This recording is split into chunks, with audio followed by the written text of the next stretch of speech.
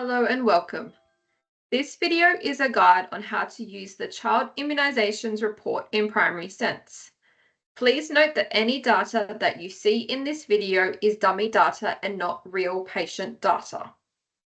The Child Immunisations report was made available on the 30th of April 2024.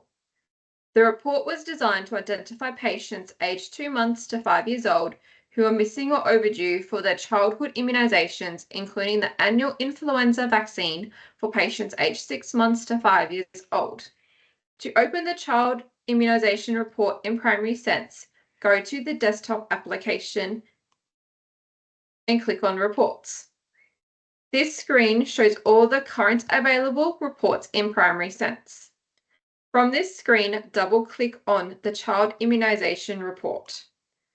The report will then open on your default website browser. What you see now is a demo version of the Child Immunisations report in Primary Sense.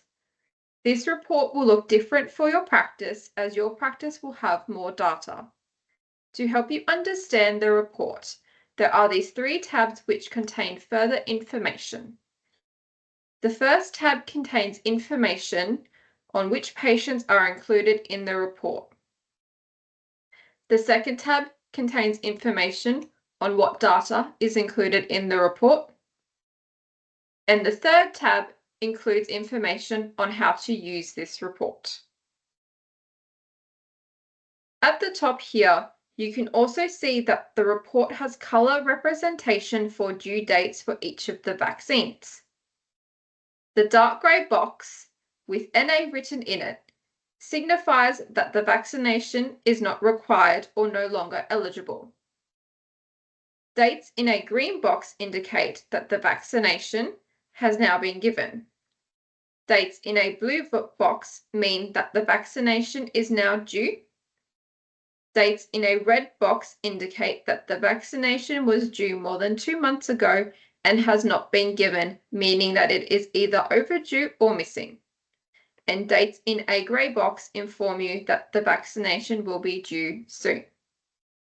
It is important to take note of the colour representation when looking at the report, and remember to always check the child's Australian Immunisation Register or AIR record before administering any vaccinations.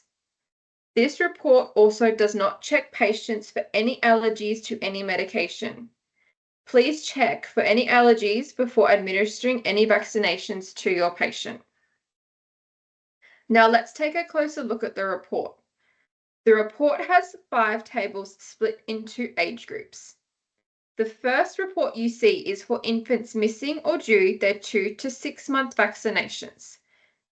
This is followed by patients who are 6 months and over who are missing or due for their influenza vaccine. The next report is for patients aged 12 months who are missing their 12-month-old vaccinations. The next report are patients who are 18 months and missing their 18-month vaccinations. And finally, patients who are 4 years old and missing their 4-year-old vaccines. All of the 5 tables have the same standard patient information for the first 8 columns of the table until you reach the vaccination columns towards the end of the table. Let's have a look at the patient's aged 2 to 6 month vaccination table for more information. Starting here on the left, you will see that there is a remove option. If this option is clicked, the patient will no longer appear in the report for the next 12 months.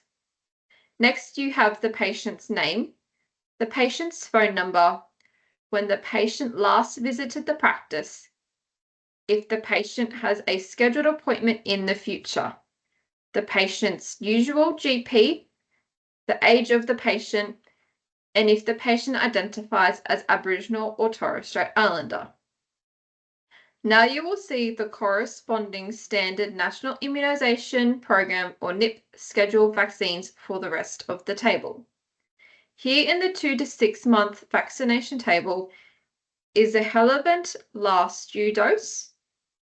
Then you have the Helivant next due date, followed by the rotavirus last dose date, then the rotavirus due date, and you have the meningococcal last dose date, the meningococcal due date. It also includes the meningococcal last dose date and the meningococcal due date. Please note that as these tables are based on the NIP schedule, patients who do not identify as Aboriginal or Torres Strait Islander will not be flagged as overdue for the meningococcal vaccine. All of these reports have the ability to be sorted by clicking on the arrows next to the titles in the heading of the table.